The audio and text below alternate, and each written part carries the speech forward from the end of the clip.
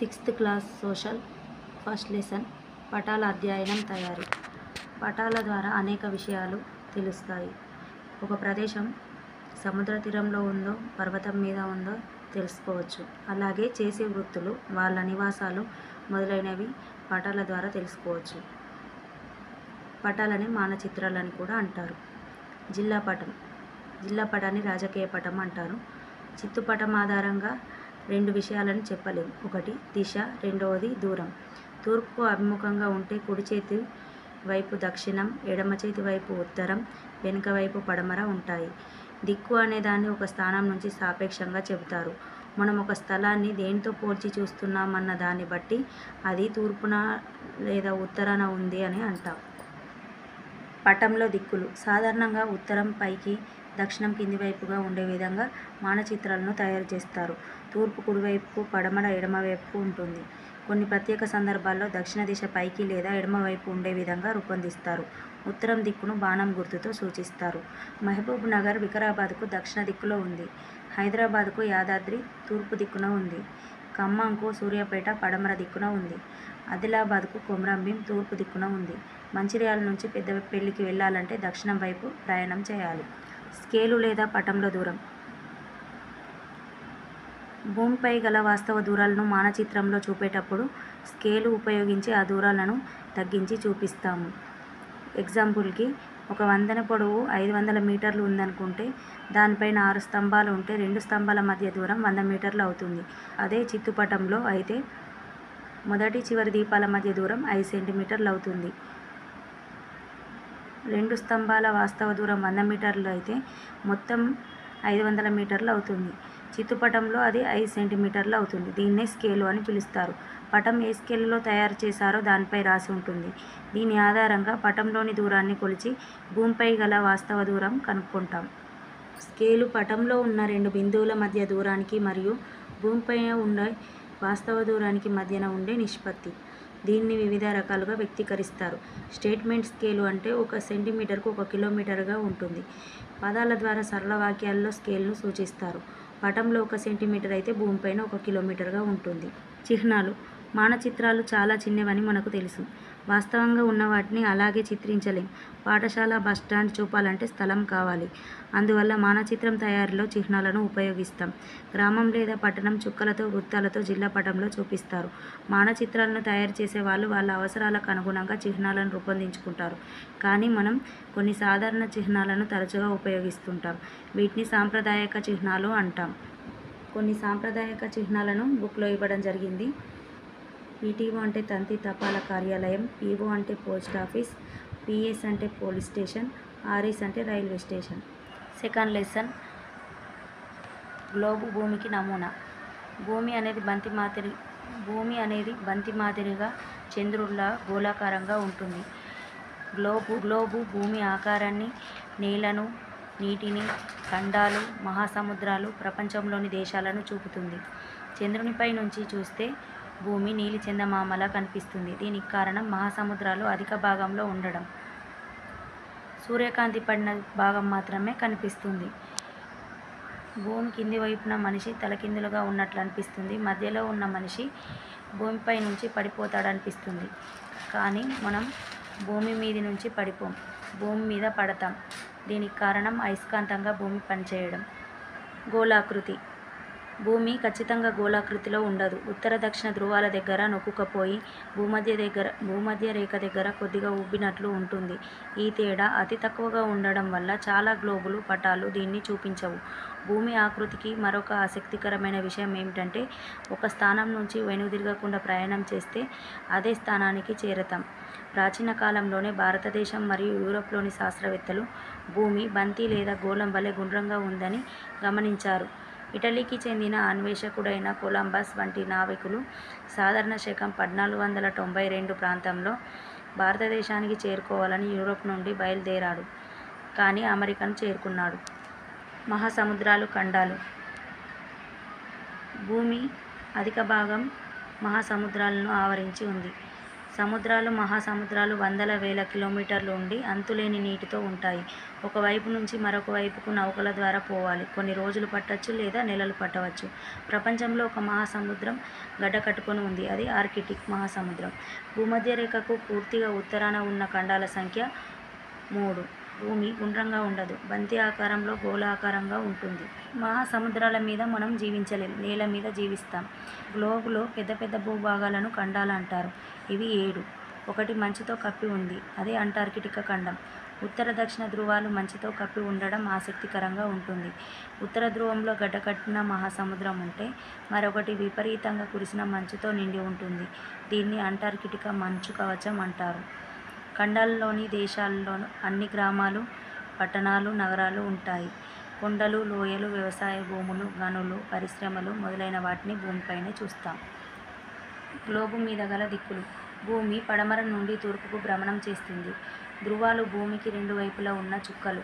పై చుక్క నుండి కింది చుక్కకు భూమి మధ్యలో గుండా ఒక రేఖను ఊహిస్తే దాన్ని అక్షం అంటారు. దీని చుట్టూ భూమి భ్రమణం చేస్తుంది. ఈ అక్షానికి రెండు చివరలను ధృవాలు అంటారు. ధ్రువం పైన పెట్టిన చుక్క కదలదు. అదే స్థలంలో ఉంటుంది. భూమధ్యరేఖ మీద పెడితే కదులుతుంది. గ్లోబు మీద రేఖలు. కొన్ని ఉత్తరం నుండి దక్షిణ ధ్రువానికి, మరికొన్ని పశ్చిమం నుండి తూర్పుకు ఖండించుకున్న రేఖలు ఉన్నాయి. గ్లోబు మీద ప్రాంతాన్ని గుర్తించడానికి మానచిత్రాల రూపకర్తలు గీచిన ఊహారేఖలు ఇవి. గ్లోబుపై అక్షాంశ రేఖాంశాల భావనను తెలియజేసే గీతలతో పాటు ధృవాలపై కూడా ఆర్యభట్ట వంటి భారతీయ పూర్వీకులకు స్పష్టమైన అవగాహన ఉండి ప్రదేశాలను గురించి వివరించడానికి ఆ పదాలను ఉపయోగించారు. అక్షాంశాలు.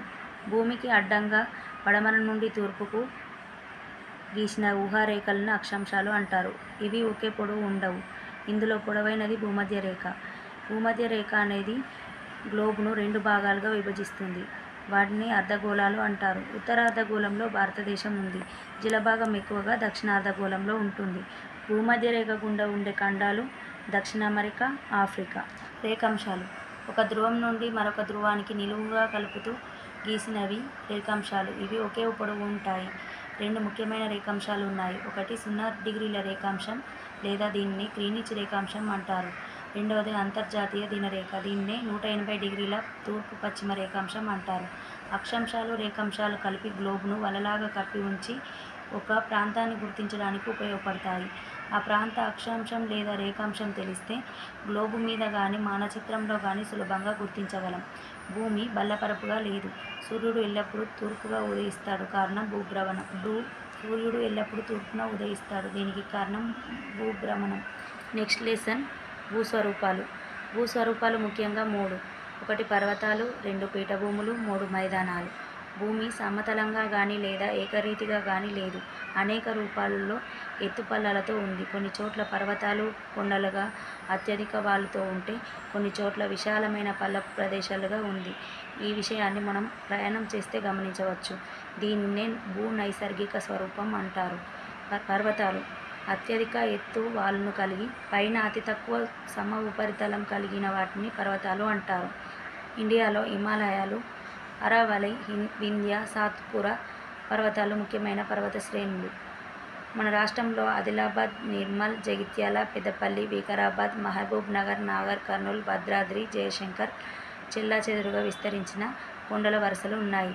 ఇందులో ఆదిలాబాద్, నిర్మల్లో సాత్మల కొండలు, జగిత్యాలలో రాఖీ కొండలు, వికారాబాద్లో అనంతగిరి కొండలు, మహబూబ్ నగర్, నాగర్ కర్నూల్లో బాలాఘట్ కొండలు ఉన్నాయి. పెద్దపల్లి, జయశంకర్ జిల్లాల్లో కందికల్ కొండలు, దేవరకొండ కొండలు, యాదాద్రి భువనగిరి జిల్లాల్లో నిర్మల్ కొండలు, నిర్మల్లో సిర్నపల్లి కొండలు నిజామాబాద్ డిస్టిక్లో ఉన్నాయి. పీఠభూములు. ఇవి ఎత్తైన ప్రదేశాలు. విశాలమైన ఉపరితలం కలిగి ఉంటాయి. వాటి నడుమన అక్కడక్కడ కొండలు ఉంటాయి. పర్వతాల వలె కాకుండా అసమాన ఎత్తులను, పల్లాలను కలిగి ఉంటాయి. భారతదేశంలో అతిపెద్ద పీఠభూమి దక్కన్ పీఠభూమి. దక్కన్ పీఠభూమికి పశ్చిమం వైపున ఎత్తైన వాలుతో కూడిన ప్రాంతాన్ని పశ్చిమ కనుమలు అని పిలుస్తారు. తెలంగాణలోని అధిక ప్రాంతం దక్కన్ పీఠభూమిలో ఉండడం వల్ల తెలంగాణ పీఠభూమి అంటారు. ఇది తూర్పుకు వాలి ఉంది. మైదానాలు. పర్వతాలు పీఠభూమి వలె కాక సున్నితమైన వాలు కలిగి సమతల విశాల ప్రాంతాలని మైదానాలు అంటారు. నదులు మేట వేసిన ఒండ్రుతో ఇవి ఏర్పడతాయి. సింధు మరియు దాని ఉపనదుల వల్ల పంజాబ్ మైదానం ఏర్పడింది. గంగా నది ఉత్తరప్రదేశ్, బీహార్, బెంగాల్ రాష్ట్రాల గుండా ప్రవహిస్తూ గంగా మైదానాన్ని ఏర్పరిచింది. ఈ రెండింటిని కలిపి గంగా సింధు మైదానం అంటారు. తూర్పు తీర మైదానం భారతదేశం తూర్పు దిక్కున బంగాళాఖాత తీరానికి ఆనుకొని ఉంది. తమిళనాడు, ఆంధ్రప్రదేశ్, ఒరిస్సా, పశ్చిమ బెంగాల్లోని అధిక ప్రాంతం దీని కిందికి వస్తుంది. పశ్చిమాన పశ్చిమ తీర మైదానం ఉంది. గోవా, కర్ణాటక, కేరళ, మహారాష్ట్ర, గుజరాత్ పశ్చిమ తీర మైదానానికి చెందిన రాష్ట్రాలు. భూ ఉపరితల స్వరూపాలు పర్వతాలు, పీఠభూములు, మైదానాలని నైసర్గిక లక్షణాలు అంటారు. మన రాష్ట్రంలో పశ్చిమాన ఎగువ తెలంగాణ పీఠభూమి ఉంది. గోదావరి, కృష్ణా నదులు ఈ పీఠభూమి గుండా తూర్పుకు ప్రవహిస్తాయి. మిగిలిన ప్రాంతాన్ని దిగువ పీఠభూమి ఉంది. ఇది కూడా తూర్పు వైపుకు వాలి ఉంది. హైదరాబాద్, సికింద్రాబాద్ జంట నగరాలు, సంగారెడ్డి, మహబూబ్ నగర్, నల్గొండ జిల్లాలు ఇవి ఎగువ పీఠభూమికి చెందినవి. వరంగల్, కరీంనగర్ దిగువ పీఠభూమికి చెందినవి. భువనగిరి, సిద్దిపేట, సిరిసిల్ల, కామారెడ్డి, వికారాబాద్ ఎగువ పీఠభూమికి చెందినవి. భద్రాచలం, మంథని, మంచిర్యాల, చెన్నూరు దిగువ పీఠభూమి. డెల్టా మన రాష్ట్రంలో గోదావరి, కృష్ణా రెండు నదులు ముఖ్యమైనవి. ఇవి పశ్చిమ కనుమల నుండి ప్రవహిస్తాయి. ఇవి తెలంగాణ పీఠభూమిలోని అనేక చిన్న నదులను తమతో కలుపుకొని పెద్ద డెల్టా ప్రాంతాన్ని ఏర్పరిచి చివరకు బంగాళాఖాతంలో కలిసిపోతాయి. ఈ రకంగా తూర్పు తీర మైదానంలో ఏర్పడిన రెండు త్రిభుజాకార డెల్టా ప్రాంతాలను చూడండి. సముద్రంలో కలిసే ముందు నది అనేక చిన్న చిన్న పాయలుగా విడిపోతుంది. ఈ పాయల మధ్య భాగంలో ఇసుక, మెత్తటి మట్టి మేటలుగా ఏర్పడి డెల్టాలుగా ఏర్పడతాయి. ఇవి త్రిభుజాకారంగా ఏర్పడతాయి. ప్రతి సంవత్సరం ఈ నదుల వరద నీటితో కొట్టుకొని వచ్చే ఒండ్రు అంటే హ్యూమస్, ఆకులు, చెట్లు మొదలైనవి కుళ్ళిపోగా ఏర్పడినవి వరద ప్రాంతాలలో మేట వేస్తాయి. అందువల్ల భూములు సారవంతంగా ఉంటాయి. నదులకు అడ్డంగా నిర్మించిన ఆనకట్టలు డెల్టా ప్రాంతాన్ని ప్రభావితం చేస్తాయి. మెదక్ జిల్లాలో అతిపెద్ద ఆనకట్టను నిర్మించడం సాధ్యం కాదు. దక్షిణ భారతదేశ ప్రధాన భూస్వరూపాలు మైదానాలు ఆకుపచ్చ కలర్లో, పీఠభూములు పసుపు, కొండలు, పర్వతాలు ముదురు ఊదా రంగులో ఉంటాయి.